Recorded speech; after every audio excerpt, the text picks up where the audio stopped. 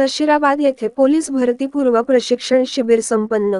जळगाव तालुक्यातील नशिराबाद येथे स्वर्गीय नारायण पाटील फाउंडेशनच्या व नशिराबाद गावातील पोलीस कल्पेश अहिरे, BSF जवान सोहन साळी, धनराज काकडे, अमोल महाजन यांच्या सहकार्याने गावातील तसेच परिसरातील होतकरू तरुण व तरुणी यांच्यासाठी मिनी पोलीस भरतीपूर्व प्रशिक्षण शिबिराचे आयोजन करण्यात आले होते।